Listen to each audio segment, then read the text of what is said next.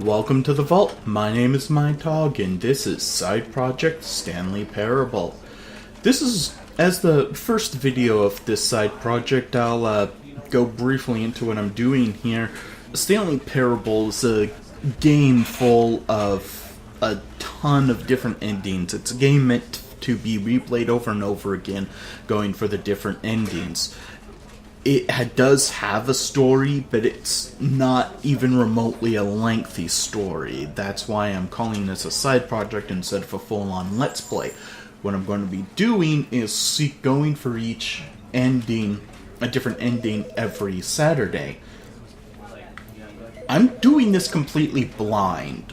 When I click begin the game, this will be the first time that I play this game. And there are guides out there to help you find all of the endings.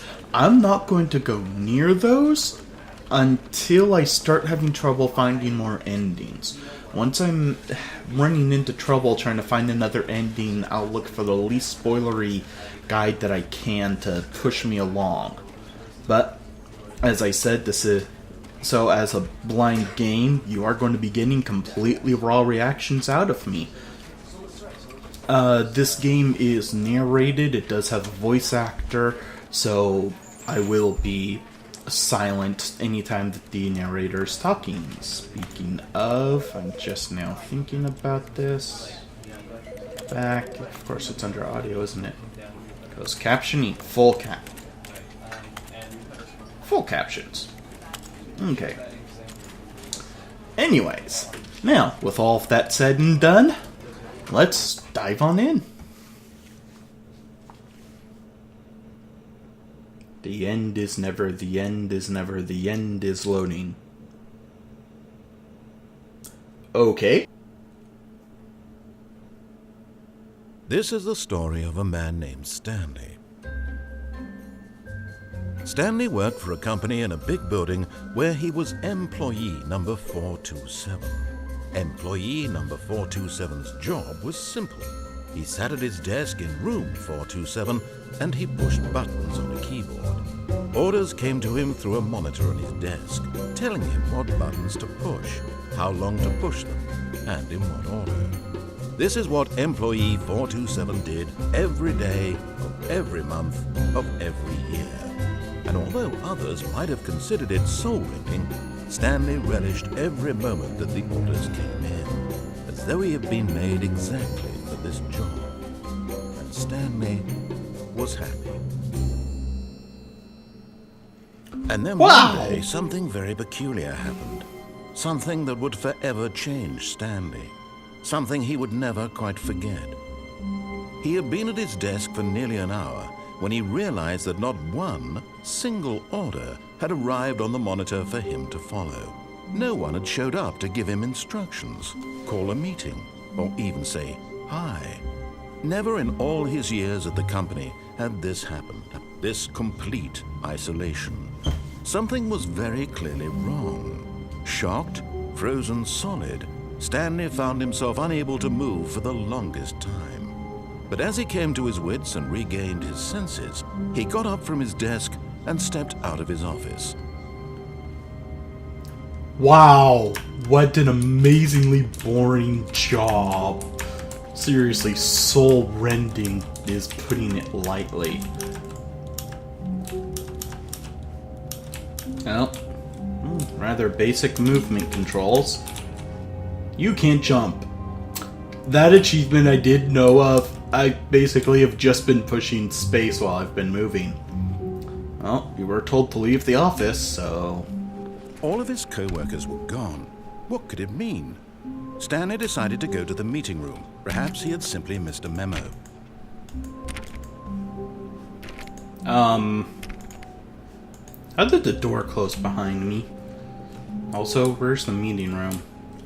No matter how hard Stanley looked, he couldn't find a trace of his co-workers. Well, that's very accurate. I can't seem to find a trace of anyone.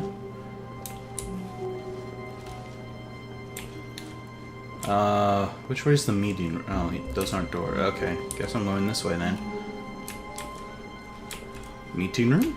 Meeting room. That looks like a potential meeting room.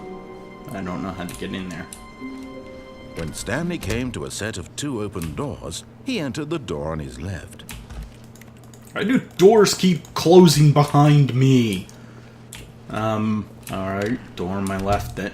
Seriously! Stop closing behind me! 413. 412. 11. Ah, this must be the Yet meeting there room. was not a single person here either. Feeling a wave of disbelief, Stanley decided to go up to his boss's office, hoping he might find an answer there. How to solve a dispute with a coworker. Let it ball up inside you to using slides to assure employees that everything's okay. Make sure your slide has a slick blue... Everyone is unique. You most of all.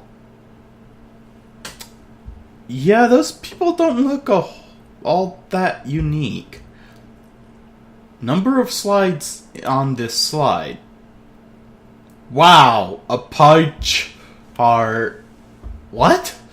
Rate at which charts on the same slide depict the same Stanley just information? stood there doing nothing at all. He seems to think I have nothing better to do with my time than to sit around and describe every fascinating little detail of his inability to do anything. This is why Stanley and I are on such good terms.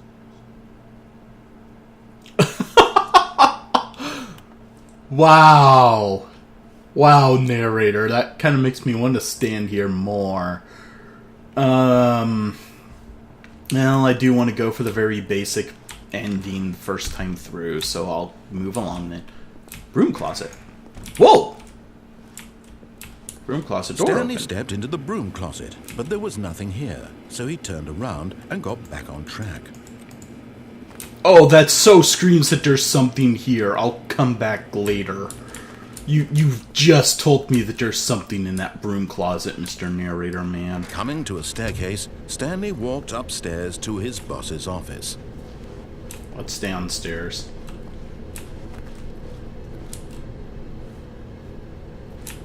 I'll deal with it later. I do want to go for the basic ending first, and then I'll mess around.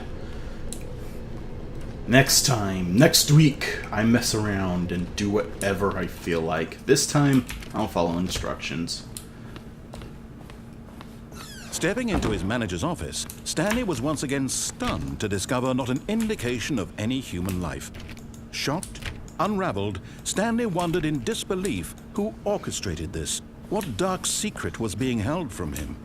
What he could not have known was that the keypad behind the boss's desk guarded the terrible truth that his boss had been keeping from him.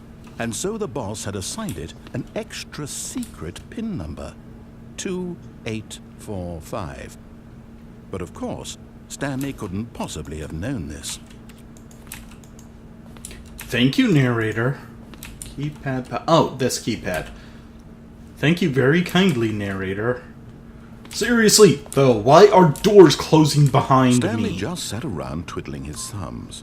Trying to input anything on the device was useless, yet incredibly, by simply pushing random buttons on the keypad, Stanley happened to input the correct code by sheer luck.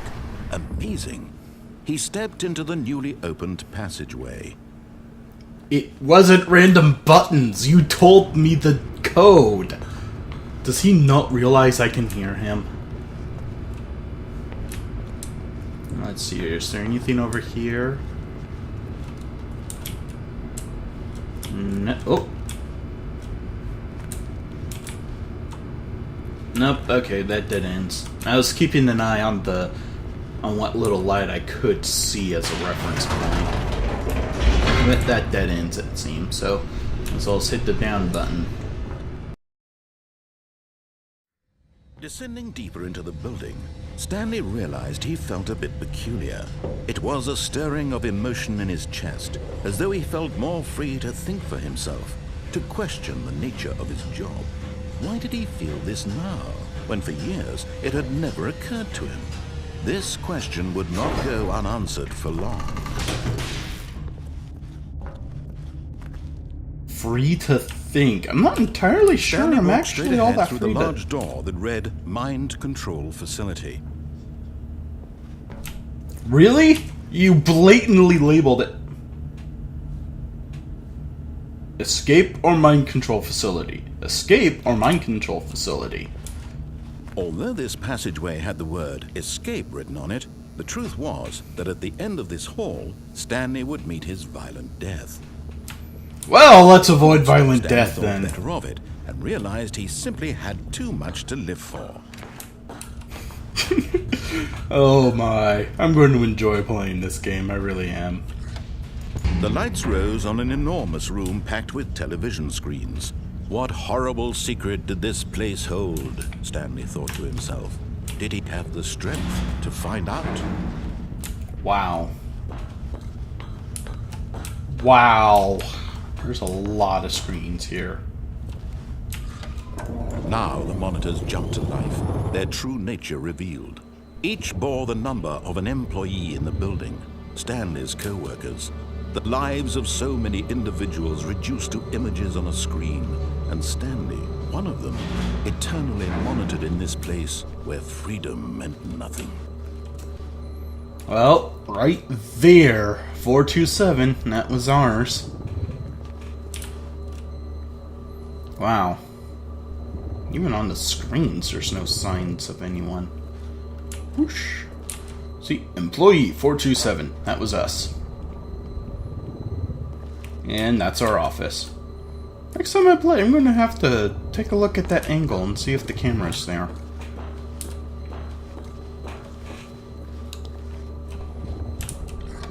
Now, what's this? This mind control facility, it was too horrible to believe. It couldn't be true. Had Stanley really been under someone's control all this time? Was this the only reason he was happy with his boring job? That his emotions had been manipulated to accept it blindly? No, he refused to believe it. He couldn't accept it. His own life in someone else's control? Never! It was unthinkable, wasn't it? Was it even possible? Had he truly spent his entire life utterly blind to the world? Yes, he had. Also, his life is still not under his own control because I'm controlling the heart it. of the operation. Controls labeled with emotions. Happy, or sad, or content. Walking, eating, working. All of it monitored and commanded from this very place. And as the cold reality of his past began to sink in, Stanley decided that this machinery would never again exert its terrible power over another human life. For he would dismantle the controls once and for all. Really? How would he do that? His job was to push whatever buttons he was told. That doesn't exactly speak too well about his level of expertise. Just exactly how is he supposed to be? Mind controls idle, awaiting input. And when at last he found the source of the room's power, he knew it was his duty, his obligation, to put an end to this horrible place and to everything it stood for. What does it stand for? No, seriously, what does this place stand for? They're just making people push buttons endlessly for hours on end. Did the off button just flicker? Whoa! I guess I just pushed off.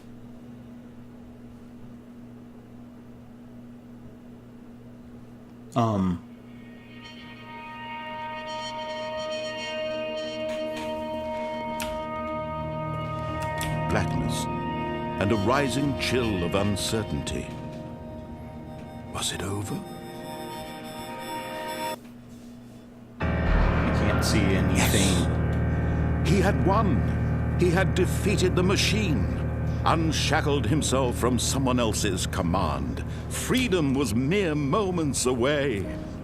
And yet, I doubt that. even I as somehow the doubt immense that. door slowly opened, Stanley reflected on how many puzzles still lay unsolved. Where had his co-workers gone? How had he been freed from the machine's grasp? What other mysteries did this strange building hold? But as sunlight streamed into the chamber, he realized none of this mattered to him, for it was not knowledge or even power that he had been seeking, but happiness. Perhaps his goal had not been to understand, but to let go. No longer would anyone tell him where to go, what to do, or how to feel. Whatever life he lives, it will be his. And that was all. I somehow doubt that. It was perhaps the only thing worth knowing. Stanley stepped through the open door. Stanley felt the cool breeze upon his skin, the feeling of liberation, the immense possibility of the new path before him. This was exactly the way, right now, that things were meant to happen. And Stanley was happy.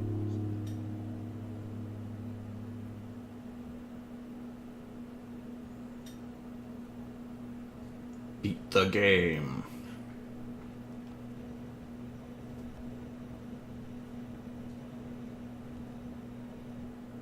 Was that really the end?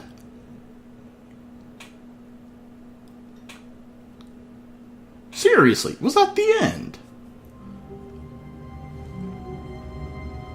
That apparently was the end. Oh, okay, let's see here. The camera looked like it's probably that box right there, the camera. Looks like about the right angle. Yeah. Can't jump, so I can't take a look inside. There's obviously no top. Can't pick. Clicking's not doing me any good. So yeah, I'm going to assume that that's the camera. At any rate, wow, that was really the end of the first. Yeah, that was the first ending. Alright then. Well, there will be more hijinks and endings obtained later. But for now, the vault is closing, and this is Miatog signing off, wishing you all a good day. God bless you.